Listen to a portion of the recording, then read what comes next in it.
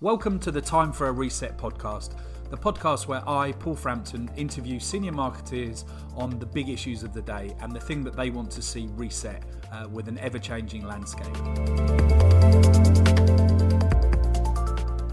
Hello, so glad to be back for another episode of Time for a Reset. I'm delighted this afternoon to be here with Leeya Hendricks, who is the VP of Global Marketing for Kurtosys. She will tell you a little bit more about herself later. This particular episode is the first one recorded at the height of COVID-19, so I'm sure we won't be able to avoid the conversation around how that is forcing marketeers and business owners to think about resetting their agenda. But for now, I'm just going to hand over to Leeya, who's going to briefly introduce herself, and then we'll get into the meat of the conversation. Excellent. Thanks so much, Paul. Well, as Paul just said, I'm the VP of Global Marketing for an international SaaS fintech, Kurtosys. And a little bit about myself. So I began my career in 2006, having worked for a digital agency in South Africa. And shortly after, about 8 months after, I moved to the United Kingdom to gain global experience, digital experience specifically. So I started as a digital strategist in the agency environment. And having worked for a digital consultancy in Waterloo in London, I then learned digital strategy and how to scale business growth through enabling digital transformation. So since then, I've held various marketing and communication roles, and I've been responsible for global portfolios for information technology, management consulting, and advisory firms, really enabling innovation in technology. So yeah, that's a bit about me.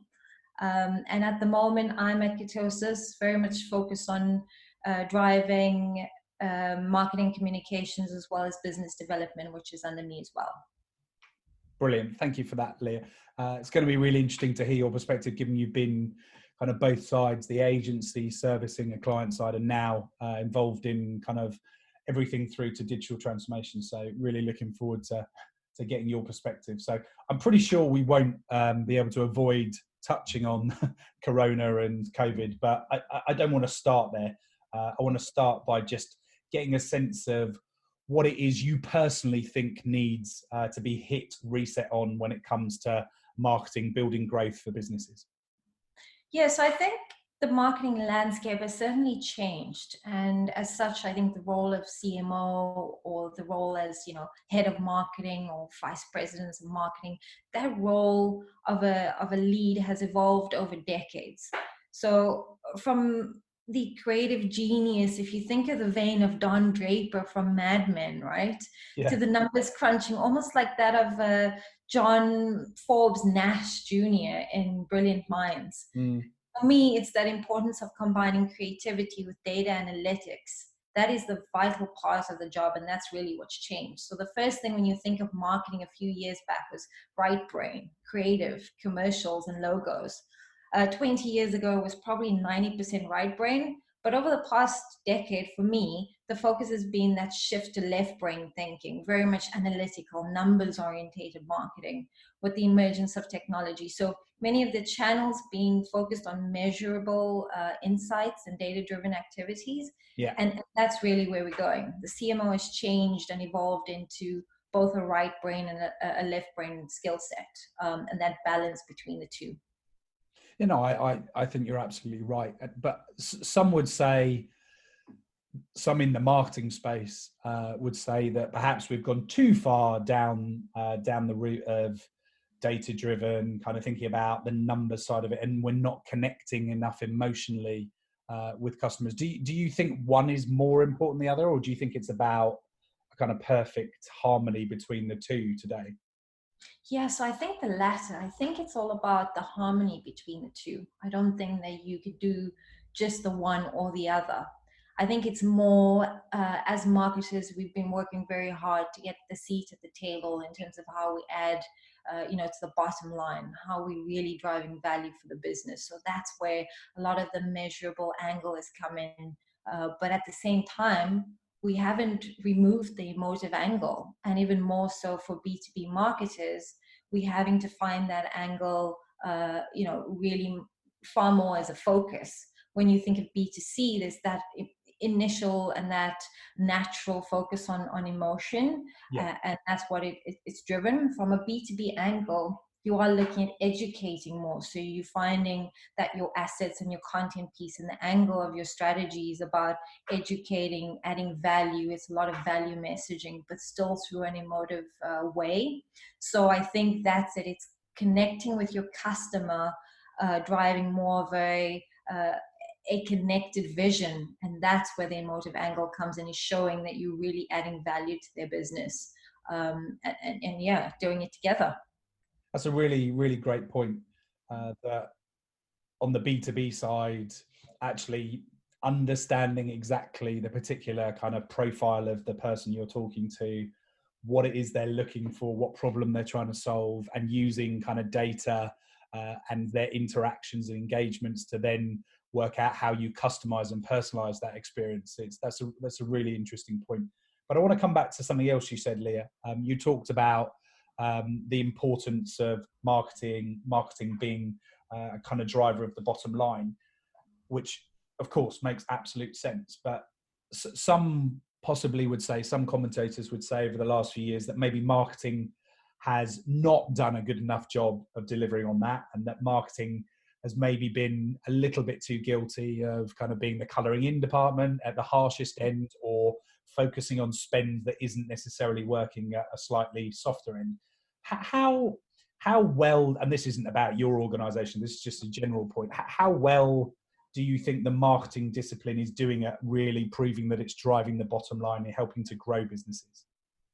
Yes, I think very much so. And again, I'm obviously talking from my space of experience, and especially what I'm doing at the moment and what I've done in previous two roles as well. And how specific this is through the way the teams are actually changing at the moment. And why I say that is because marketing has changed to not only be focused on creative, as you're saying, or really driving strategy or brand strategy, but it's also about driving actual revenue. And how that's being done is through, for example, business development. As I mentioned in my introduction, business development is sat under me as marketing. So it's marketing and business development.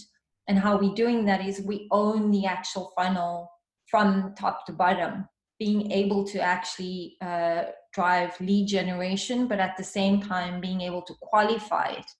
So that marketing role becomes a lot more focused on enabling business growth, because you have the accountability and the responsibility of generating that leads, driving the demand, qualifying it, being able to focus on driving first meetings. So you have a lot more skin in the game as marketing, and you enabling all of that for your actual sales leaders and your sales teams to actually do that. So if you think of it, sales processes before was very much focused on prospecting and actually engaging the customer and prospecting them directly to drive the purchase decision.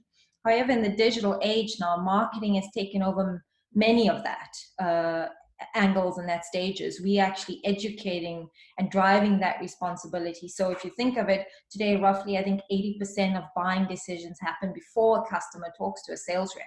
That's marketing. Yeah. Sales and marketing have been elements of business for centuries, but they're actually consistently evolving.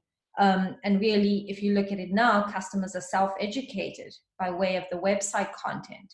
Marketing are doing that. So by the time they engage the sales teams, we've actually enabled that right through. Yeah. And really, that's how we're enabling growth. We're able to do a lot more and really qualify, be able to be nimble, measure it, look at analytics, and really help the sales team along that funnel a lot quicker. Yeah, brilliant. And would you, I mean, in roles where you haven't had that proximity between, or that remit across biz dev, sales and marketing, have you noticed a real difference about how marketing is listened to, the importance of it in the organization in Kurtosys? Yeah, so I think there's a big change, because if you look at that, previously you would find that marketing is being focused on being a lot more reactive when you don't have that I think strategies in place.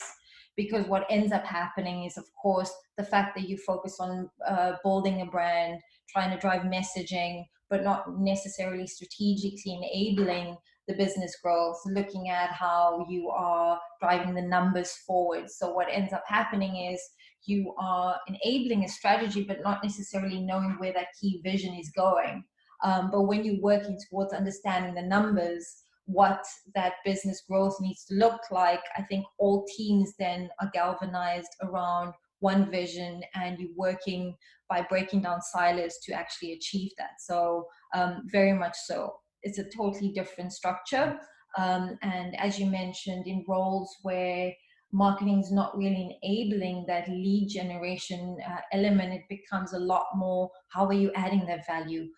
Can you add this? Can you work with these teams? So you end up having to be more reactive and a lot less proactive. Whereas if you are driving the strategy forward, you are actually enabling that lead generation, that pipeline growth, that revenue. And so you are dictating as to what that direction is. I love that. That feels like a great kind of place or ambition for a lot of other organisations that maybe don't do this. So I'm sure people listening to this will find that that you mapping that out very useful. And how would you say that's changed the type of profiles or the people that you're hiring into your team? If you're taking this broader remit, you need people that can think through the funnel. More of what you're doing is around creating qualified leads that will create business in the end. Is that meaning that you're after a different type of marketeer? Yes, I think many teams have kind of changed given the current digital age and how things are kind of changing. And I think it's the age-old discussion around, whether you have agencies, you bring them on board, do you drive that capability in-house, how are teams structured? And I think it's very much around content being a key focus, and then of course demand generation and lead generation. So having said that, many years before, of course, we'd end up using different agencies to do that, and it's knowing when to bring in agencies and when to have it in-house. A big part of what I'm doing is really trying to enable that internally, merely because it drives speed to market, a lot more of flexibility, being able to adapt and really owning a lot of these elements in-house. But working with your counterparts and agencies in being certain experts to drive the scale and the volume and getting reach in certain audiences that you wouldn't normally, be able to engage. So when you drive that net new customer engagement and awareness, that's really what you want to do. So it's, I think, finding the balance between the two. And when I've built up my team now, of course, it is very much looking at that. Content marketers, demand generation, lead generation, but a big part of it is agility. I can't stress enough the fact that we need to be more agile. And as agile marketers, a key focus is high performance. And so that's what you really want to build, a structure where you have the capabilities in-house to be able to be high performers, but drive the agility and speed to show the results. Absolutely. Yeah, no, that makes total sense. And are there particular, like, as you think about building out in-house capability, we've had a lot of conversations around this on this podcast around what marketeers or brands are thinking about building themselves versus where they partner or insource.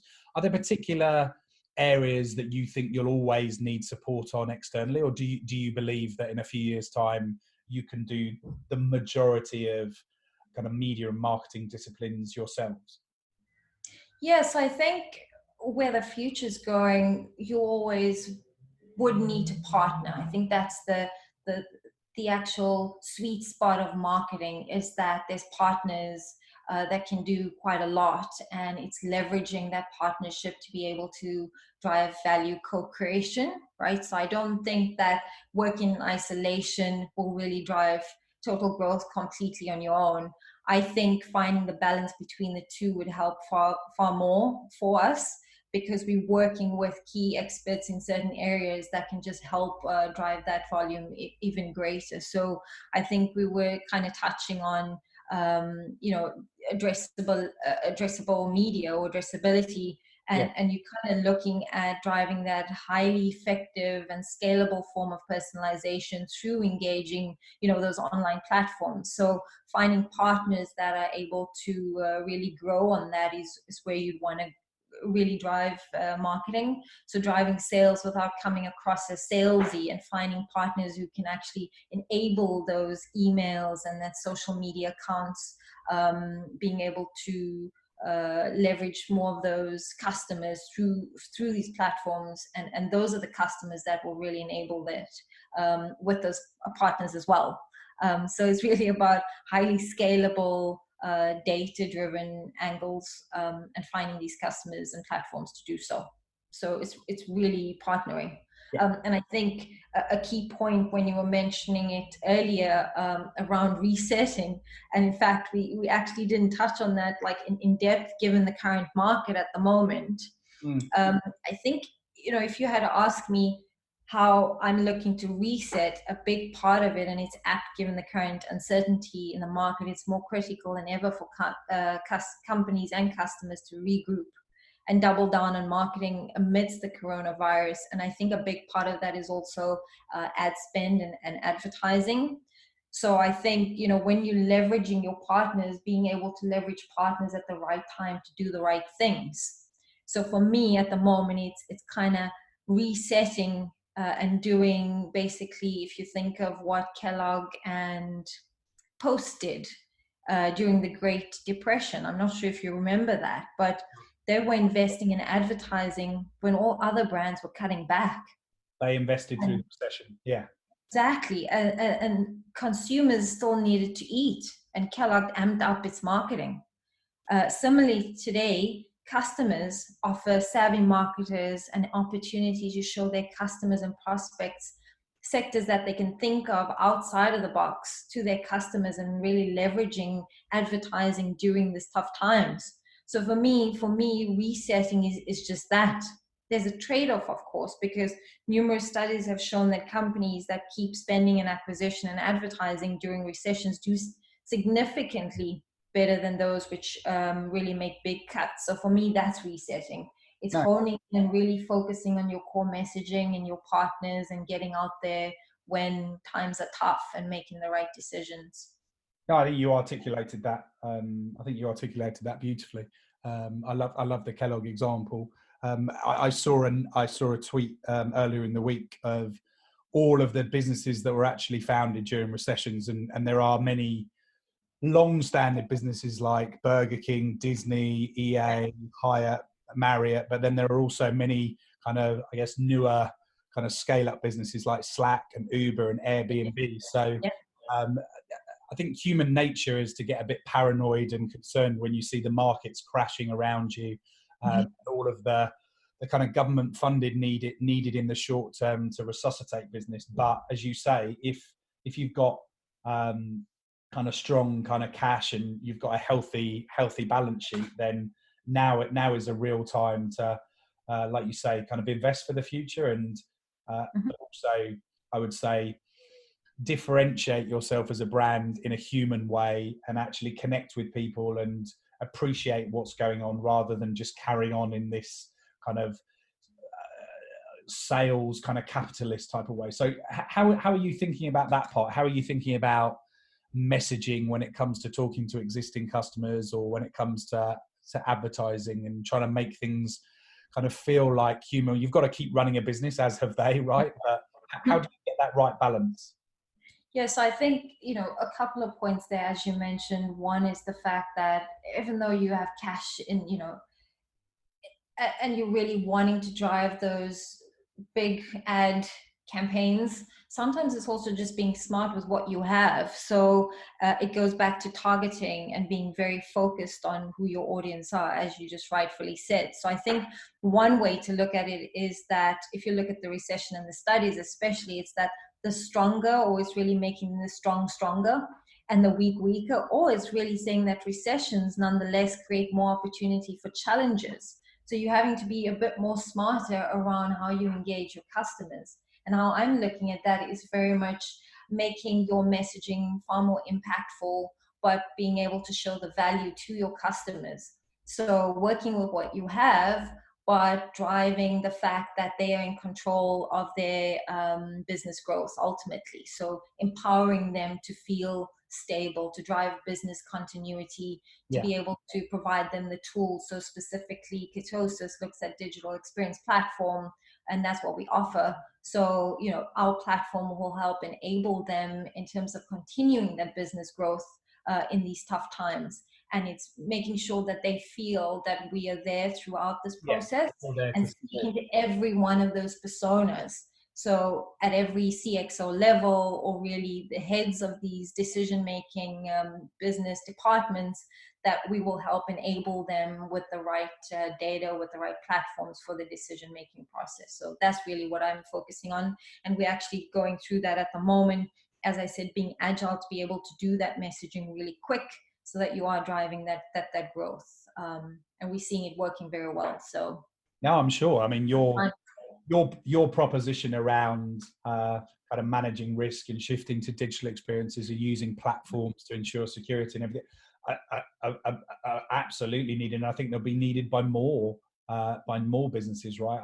I see, and I've had this conversation with a couple of people, that I see digital transformation being accelerated through all of this, because there are many that were at the kind of the early majority that have adapted and adopted lots of new tech, but now everybody is being forced to think about different ways of using technology to connect through work, like we are now, or use technology to collaborate in ways they haven't because they're not in the same place, or how you digitize products and turn physical products into ones that can be delivered digitally, whether that's education, whether that's retail, or whatever else. So it feels like the new normal that comes out of this is that we'll be in a world where hopefully things will go back to normal in the near future, but it will go back to a different type of normal where digital, virtual, kind of remote is not just a lot more accepted, but a lot more the norm.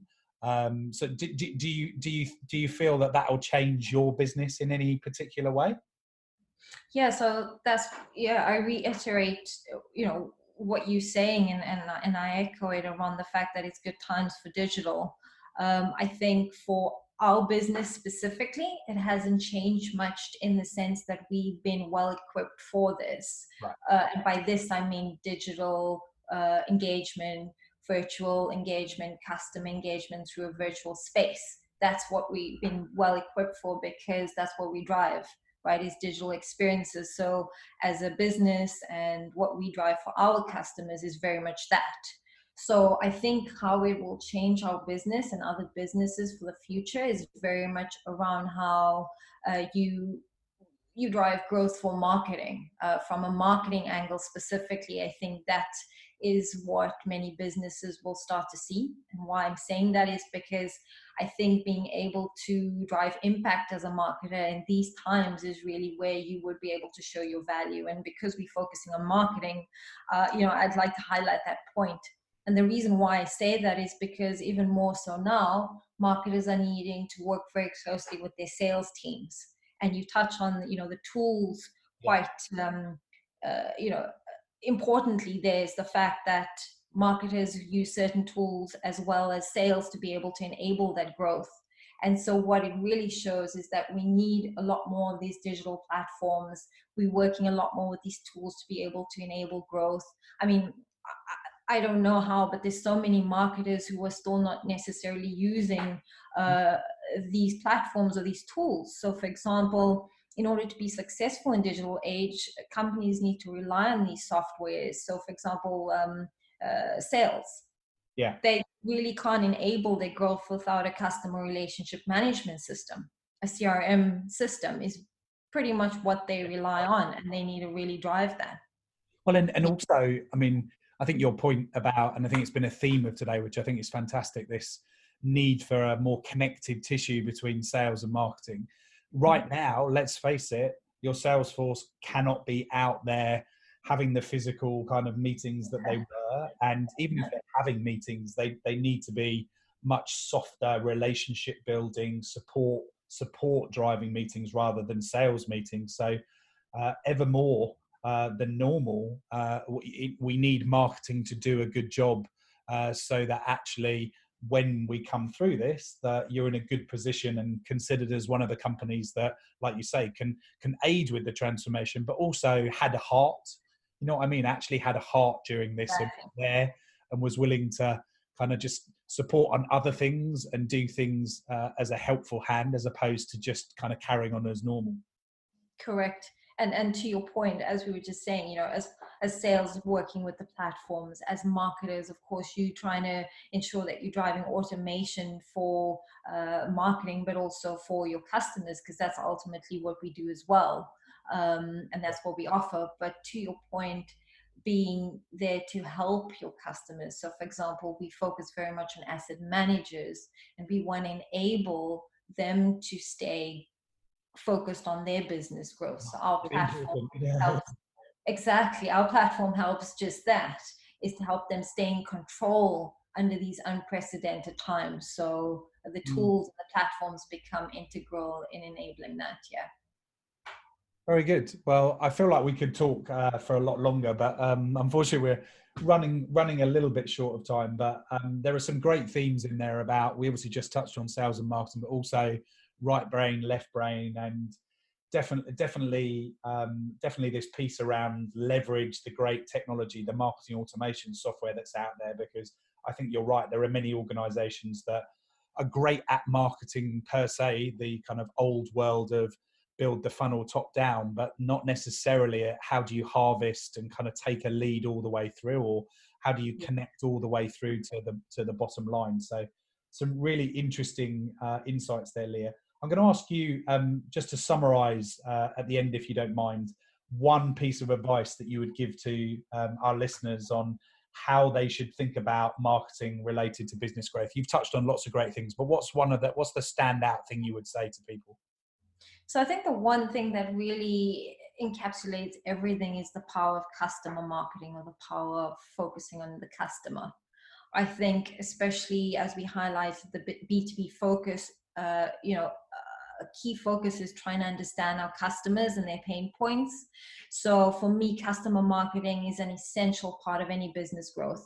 You partnering that with data-driven insights is really the right way to go. You want to drive genuine and significant business growth for your customers, and you can only do that if you're building good relationships with them, and you do that through showing value. So the one thing for me is being able to drive that customer marketing, communicating and engaging with your customer base, really enabling value out of your products, and in turn remain focused on their long-term business growth.